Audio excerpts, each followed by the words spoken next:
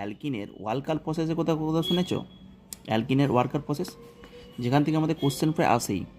তোমরা তো ইপক্সাইড ফর্মেশন দেখলে, তার সাথে আমাদের অ্যালকিনের ওয়ার্কার প্রসেসটাও দেখতে হবে। এখানে হচ্ছে আমাদের এক্সামিনার একটা ফেভারিট একটা রিয়েকশান। ওকে, প্রাইস হয়ে আসে। যদি না শুনে থাকো দেখো, এক্ষুনি 1 মিনিটে আমি পড়িয়ে দিচ্ছি। PDCl2 তার সাথে যে H2O হয় আর CuCl2, এখানে O2। এইটা আমাদের কী হয় বলো তো? এইটা হচ্ছে আমাদের মেন হচ্ছে রিয়াকশান, আমাদের এক স্টেপে অ্যালডিহাইড বানায় অ্যালকিনকে। আর কোনো কোথাও তুমি এক স্টেপে অ্যালকিন বানাতে পারবে না। কোনো অ্যালডিহাইডকে আমরা এক স্টেপে অ্যালডিহাইড কোথাও বানাতে পারবে না। যদি তুমি PDCl2H2O CuCl2O2 দিয়ে দাও, বা PDCl2H2O এর সাথে O2 দাও, তাহলে সেটা কিছু কোথায় চলে যায়? সেটা অ্যালডিহাইডের ফর্মেশন হয়ে যায়। সেই জন্য এটা অ্যালকিনের ওয়ালকাল প্রসেস বলা হচ্ছে। CH3CHO এক স্টেপে অ্যালডিহাইড হয়ে গেল। এবার এখানে তুমি ZnHG দাও, ZnHG এটা ক্লিমেনশন। এবারে তুমি এখানে ZnHG কনসেন্ট্রেশন এই সেল দেওয়া মানে কি?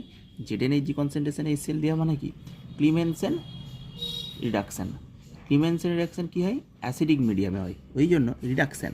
ক্লিমেনশন রিডাকশান একমাত্র রিডাকশান যেখানে তুমি অ্যালডিহাইডকে একমাত্র কোথায় চলে যেতে পারবে? অ্যালকেনে চলে যেতে পারবে।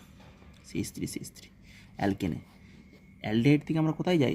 অ্যালডিহাইডে রিডিউসিং হয়, অ্যালকোহল হয়। অ্যালডিহাইডে রিডিউসিং হয়, লিথিয়াম অ্যালুমিনিয়াম হাইড্রেট দিলে অ্যালকোহল হয়।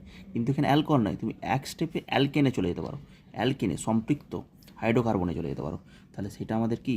সেটা আমাদের CH3, সেটাকে বলা হয় ক্লিমেনশন রিডাকশান।